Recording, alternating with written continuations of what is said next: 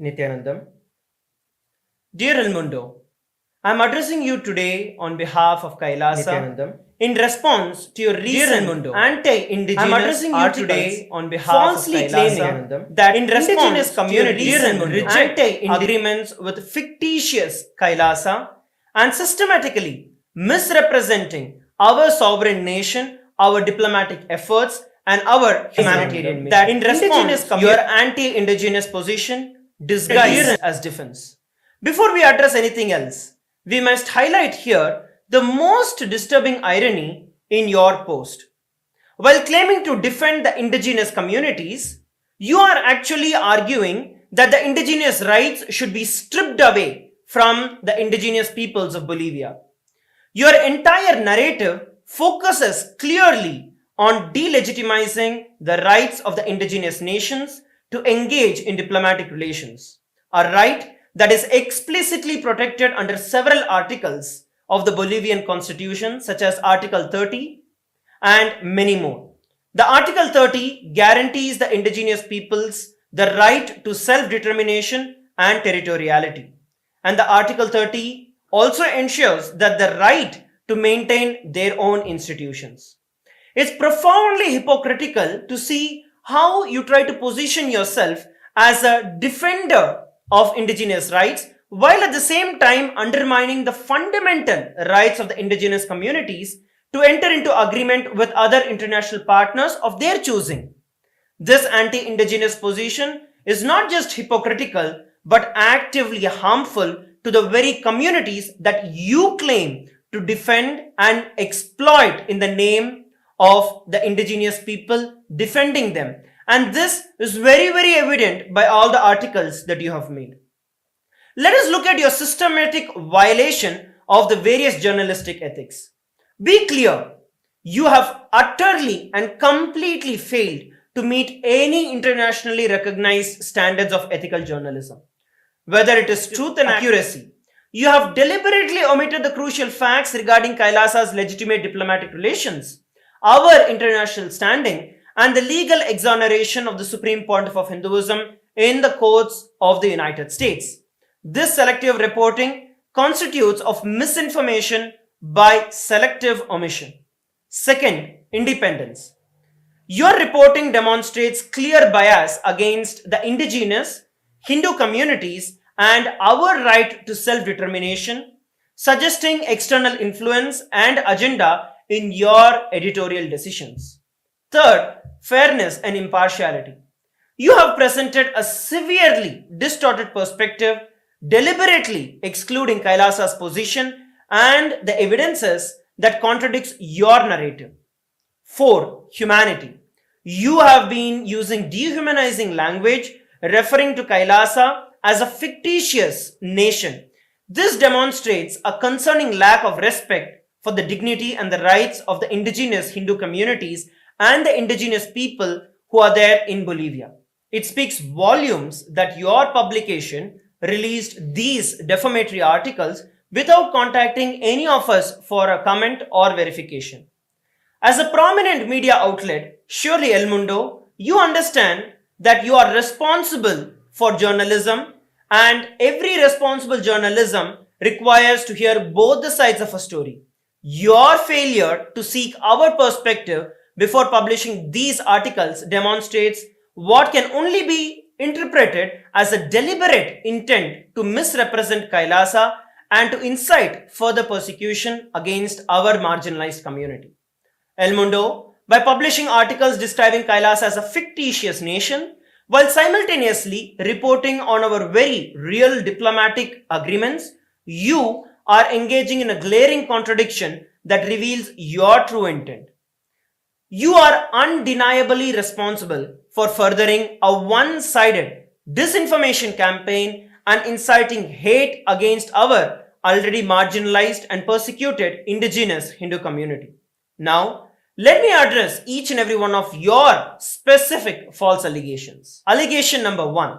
You make a statement that Kailasa is a fictitious nation that is not recognized internationally.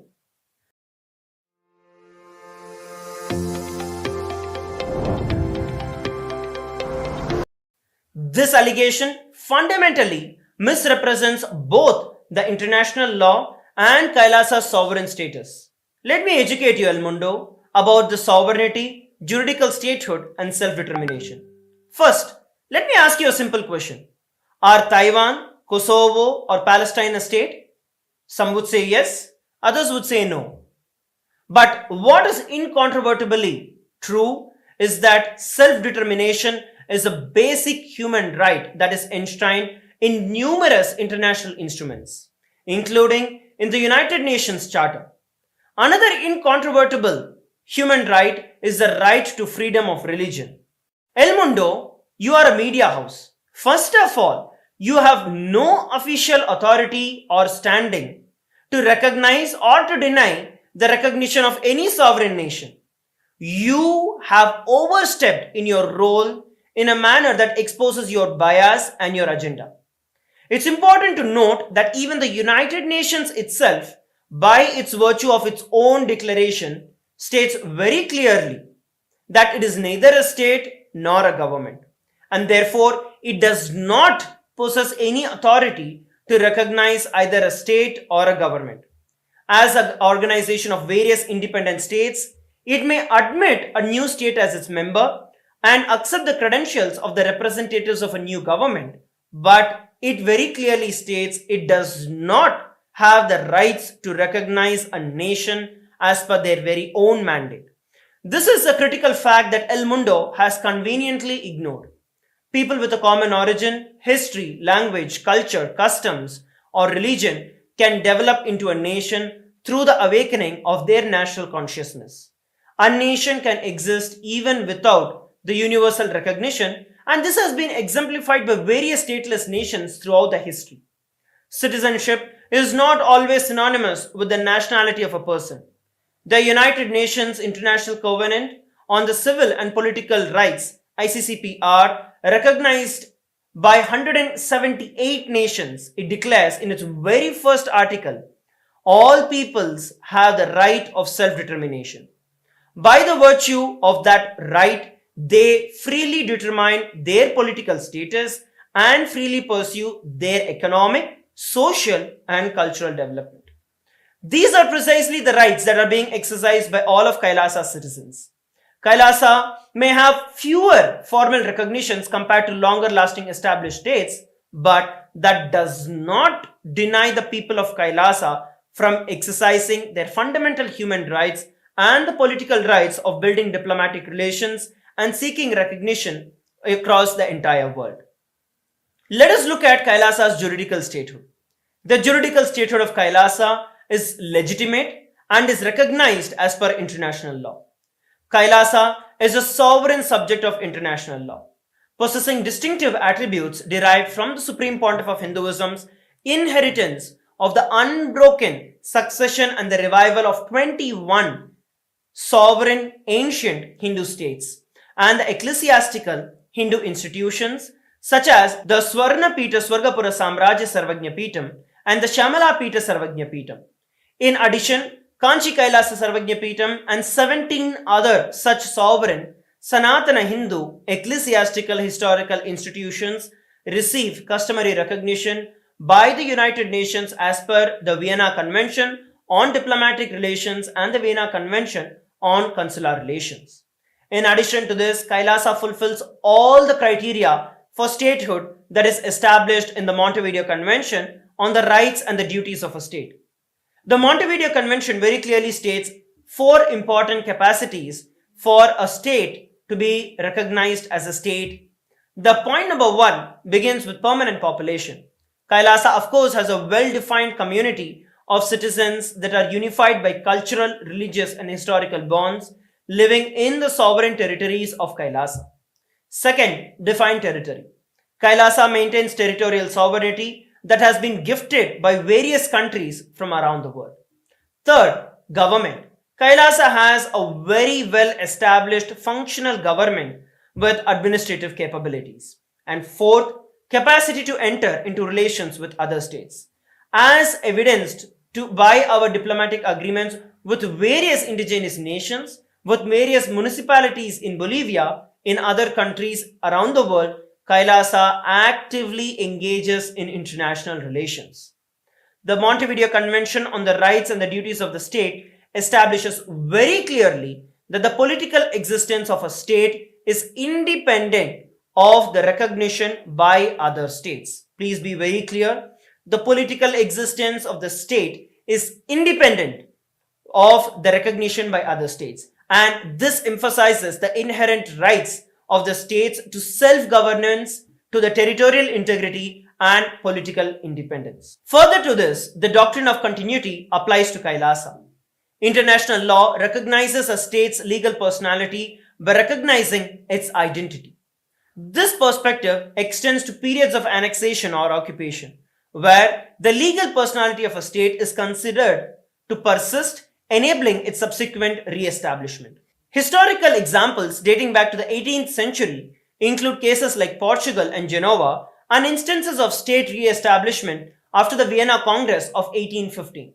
Moreover, examples such as Poland, Ethiopia, Czechoslovakia, Albania and Austria during and after the World War II serve as other modern instances of the state re-establishment, offering additional evidences to recognize and preserve a state's legal personality over a long stretch of time. By the doctrine of continuity, the legal facts in the context of the history of the Hindu sovereign state of the Surangi kingdom, the supreme pontiff of Hinduism derives all the sovereign rights and the powers of the royal lineage as the sovereign from the inheritance and the continuation of the unbroken succession of the Surangi kingdom. The Surangi kingdom, through the unification of 20 other sovereign Hindu states and sovereign ecclesiastical historical entities, became part of the United States of Kailasa, which thus became a sovereign independent juridical state with the Supreme Pontiff of Hinduism as the sovereign. This forms the basis of how Kailasa has been established and the rights that are vested in Kailasa. Let us look at further details about the de jure and the de facto statehood that Kailasa enjoys. The three ancient sovereign states of Kailasa, namely the kingdom of Suryavamsa Surangi Samrajya Sarvagnya Peetham, the Swarnapita Swargapura Samrajya Sarvagnya Peetham, and the Shamalapita Sarvagnya Peetham, possessed all the characteristics of statehood at all times in the history. Although at various times, temporarily, their control of their territory was lost, this does not negate the existence of Kailasa as per the doctrine of continuity in the international customary law, which states very clearly that upheavals and revolutions within a country, changes in governmental forms, the extent of a country's territory, and the measures taken during a military occupation do not affect the existence of a state. As a juridical state, Kailasa possesses an international legal personality, which means that it can enter into treaties, join international organizations, and raise claims in all the international courts. Such ancient history illustrates that the constituent sovereign nations and the entities of the United States of Kailasa has well-known international legal personality at various given times, possessing both de jure and de facto statehood, and their revival as Kailasa continues to do so today. Your attempt to strip Kailasa of its rightful recognition demonstrates a very troubling disregard to the right of self-determination of the indigenous peoples, a right that is explicitly protected by the international law, including the United Nations Declaration of Rights of the Indigenous Peoples. Let us look at the second allegation that is placed by you. You say that Kailasa engaged in illegal land transaction for financial gain. This allegation fundamentally mischaracterizes the nature of our agreements. Kailasa did not seek to purchase or own any indigenous lands. These were lease agreements and were collaborative conservation partnerships that explicitly respect the indigenous ownership and their rights. The agreements include the support for environmental protection and sustainable management, preservation of indigenous knowledge systems, humanitarian aid and development assistance, cultural exchange and promotion of indigenous rights. These are not transactions but partnerships that benefit the indigenous communities while preserving their autonomy and their land rights. Our agreements with the indigenous nations include the explicit clause state, quote unquote, payment effectuated after ratification by the competent authorities. This ensures full compliance with the Bolivian law and to follow the laws of the state. These are conservation partnerships, not territorial claims, and these are endorsed by the indigenous leaders who retain their authority and sovereignty under the Bolivia's constitution. Moreover, these agreements do not threaten Bolivia's sovereignty in any way. We are deeply respectful of Bolivia's territorial integrity, and the Bolivian constitution itself guarantees the right to the self-determination and the autonomy of the indigenous people. Our partnerships are fully aligned with these constitutional principles.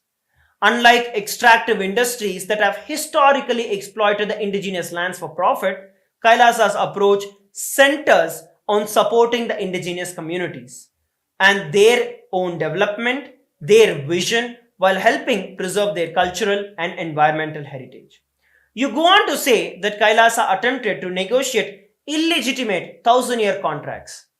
The time frame of conservation partnership reflects our long-term commitment, and that is needed for effective environmental stewardship.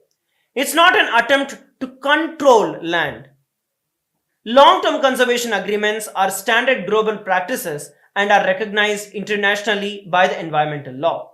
Moreover, all these agreements contain explicit clauses respecting and complying with the Bolivian law.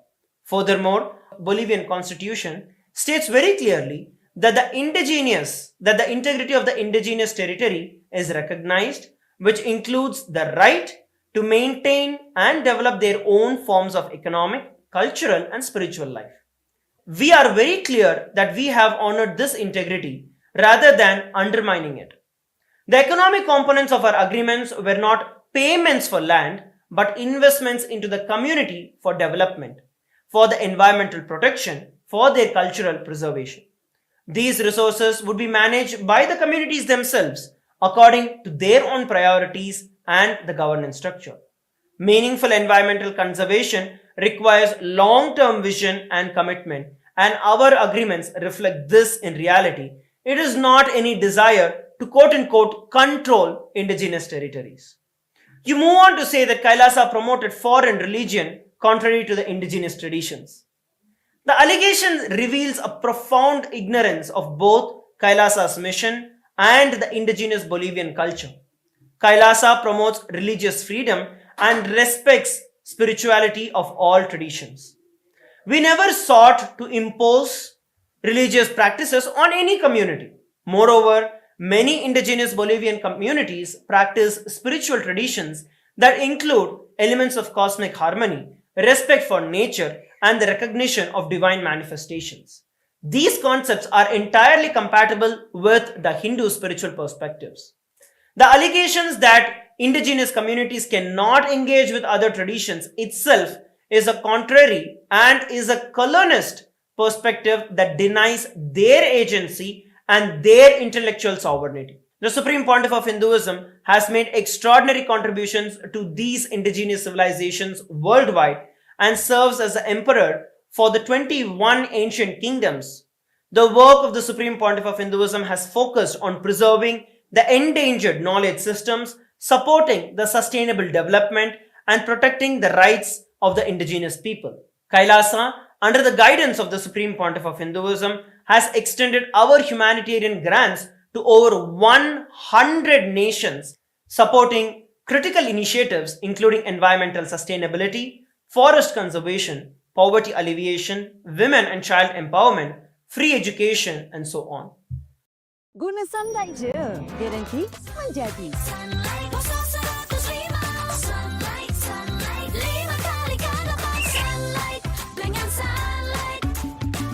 Sunlight guarantee menjadi. Cubalah hari ini. These contributions represent our unwavering commitment to the indigenous welfare and sustainable development.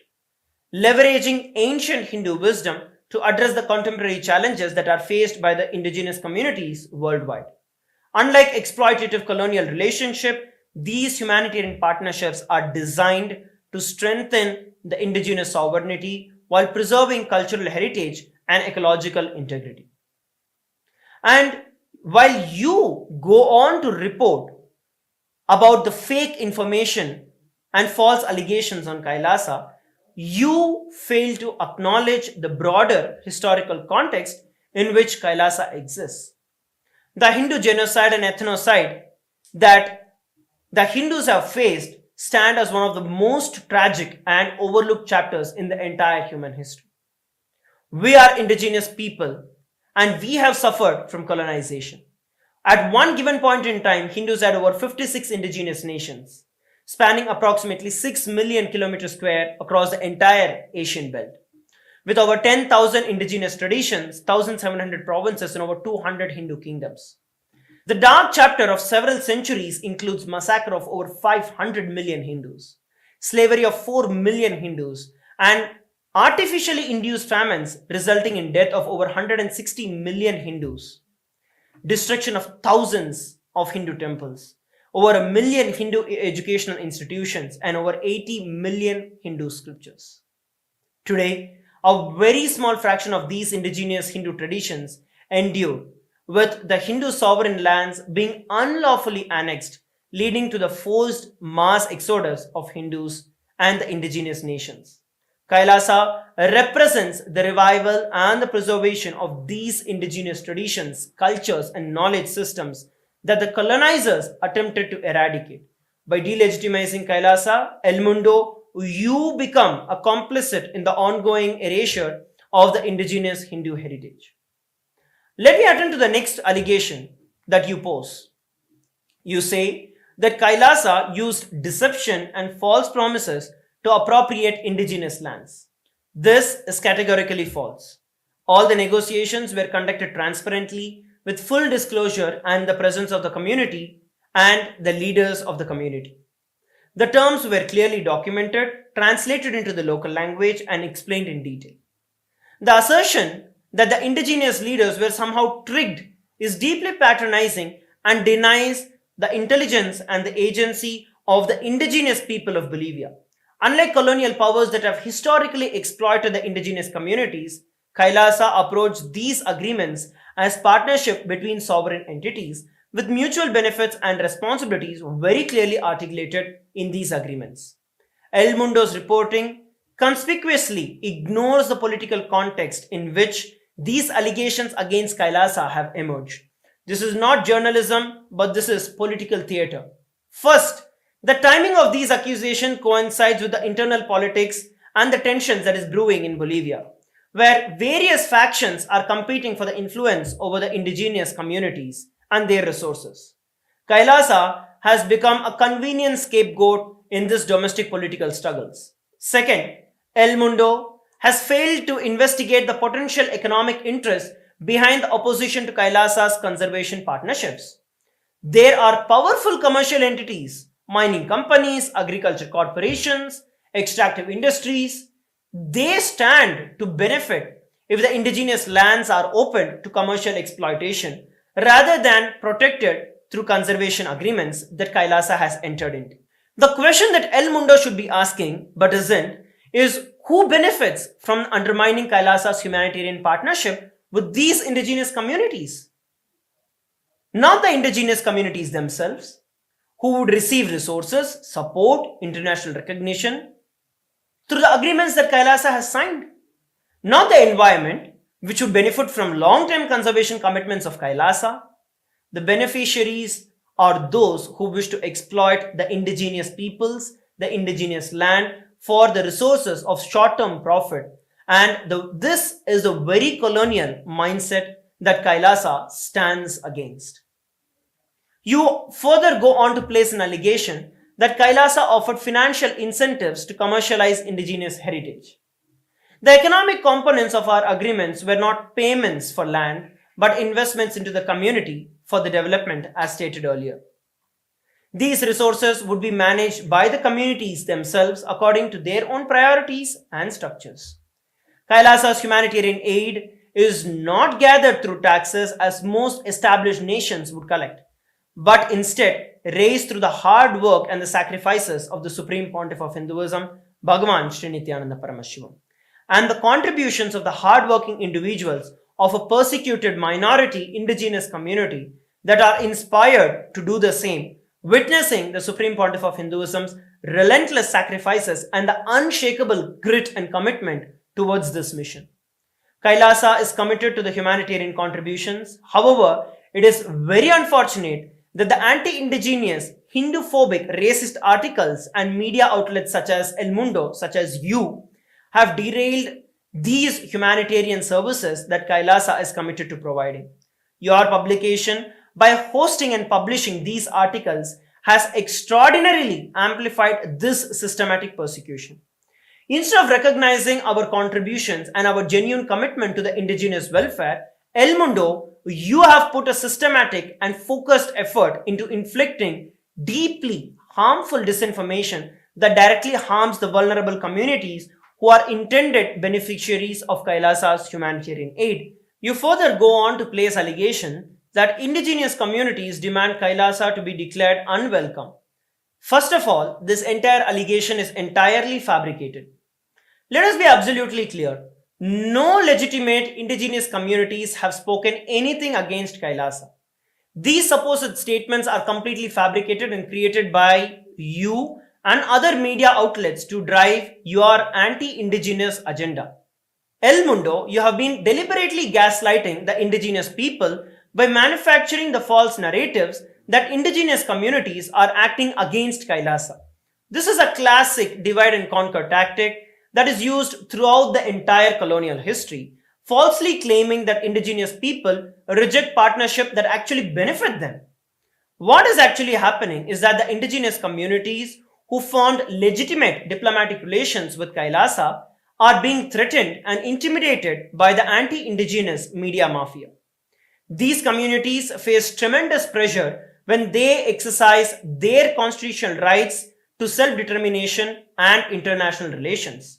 The media fabricates opposition to delegitimize both the indigenous nations as well as Kailasa. El Mundo, your reportings are not only racial against Kailasa but violates the very rights of the indigenous people under both the Bolivian and the international law. Another allegation that El Mundo you place is that political controversy surrounding Kailasa's engagement with Bolivian officials. El Mundo implies impropriety in alleged engagement between Kailasa's representatives and the Bolivian government officials, including those close to President Luis Arce. This institution deliberately politicizes the legitimate diplomatic outreach, which is precisely how nations establish diplomatic relations throughout the world. What El Mundo maliciously frames as controversy is actually the standard diplomatic protocol that is followed by every sovereign nation around the world that is seeking to build international relations. The deliberate mischaracterization reveals El Mundo's true calculated attempt to undermine the legitimate diplomatic processes which involve the indigenous nations like Kailasa. Your reportings fail to acknowledge that the same indigenous communities have been historically pressured, manipulated, exploited by powerful economic and political interests within Bolivia. Yet, El Mundo shows absolutely no interest in investigating any of these systematic patterns of exploitation. Moreover, El Mundo completely ignores the defamatory treatment of the Supreme Pontiff of Hinduism in your reporting. In conclusion, we demand a sincere apology for the blatant inaccuracies that are represented in your articles and publication. A correction or clarification acknowledging the false information and providing the accurate details about Kailasa is imperative to rectify the harm that you have caused. More than 5 major corporate houses such as the Washington Post, MSN, The Week, Outlook Magazine, Dilamalar, and Sixth Italy have removed their Hindu-phobic and defamatory articles that carried similar disinformation against the Supreme Pontiff of Hinduism and Kailasa. We expect El Mundo to follow suit and rectify the harm that you have caused through your irresponsible reporting. Your role as a responsible media entity obliges you to act in the public interest and uphold journalistic integrity. We anticipate your prompt cooperation in setting the record straight and in doing so, ceasing the perpetual continuation of the harmful narratives that are being spread by you against the indigenous community. We are open for further discussion and to provide additional information to facilitate accurate reporting. The question now is whether El Mundo will choose the path of journalistic integrity or continue to participate in the systematic persecution of the indigenous communities and the indigenous Hindu communities. The world is watching, the history will judge, truth will prevail. Thank you for your immediate attention to the matter. We expect a resolute and corrective response. Thank you, Nityanandam.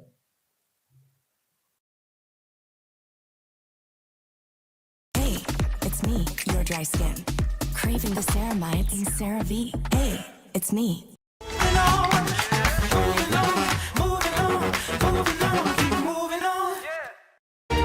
Stage. And I have to say something very, very special because last year at this stage, on this stage, Mr. Naidu, you were physically not there with us. Physically, you were not here. But he joined us virtually last year, and it was the first time after he had broken away from the NDA. You made that announcement on the Republic Summit last year when Mr. Naidu was asked a question whether he believes in the Modi style of governance, whether he agrees with the developmental projects and the style of Mr. Modi, and it was for the first time that you gave a hint. Today, you are with the NDA, and you're a successful and the most powerful ally of the NDA. So first of all, thank you, Mr. Naidu, for being with us. Thank you. Very nice. So, Mr. Naidu, we are on this stage at a time when many states in the south, Tamil Nadu has its own issues, Kerala has its own issues, Telangana has its own issues, but the issue they want to debate, they want to talk about delimitation, they talk about languages. Yesterday, I heard a fantastic soundbite of yours. You said, why 3 languages? If I could, I'll bring in 10 languages. So your mantra seems to be, while they are saying north versus south, your mantra seems to be, together we can. Is that what makes Mr. Naidu different? No, I am very happy to be here. I like this subject. Republic TV has taken up a subject, Limitless India. This is where I am visualizing future is for India, future is for Indians. I don't have any doubt about it. Some people may have doubt. They are all very, very pessimistic. But all the ways, I am optimistic. I am confident what I am saying today, you write down. Under Narendra Modi ji leadership, India will be number 1 or 2 by 2047. Globally, Indians will be number 1. Today we are all talking Jewish. One Jewish anywhere in the world, they are the richest community, most influential. I am proud to announce here, anywhere you go today, no need to ask anybody, any posh locality you go, that posh locality is belonging to Indians. That is the Indians' prosperity all over the world. Not one country. That is where we are saying limitless. I am telling you, it is happening today. If you can imagine in America, average per capita income is double among Indians compared to any other nations in America. Yes. So, it is very nearer to me. Right time, right leader for the country, that is Narendra Modi ji. Under his leadership, India will grow from strength to strength. Earlier, we had so much of confusion. There is no confusion today. There is a clarity, there is a vision, things are happening, very inspiring time. So, according to me,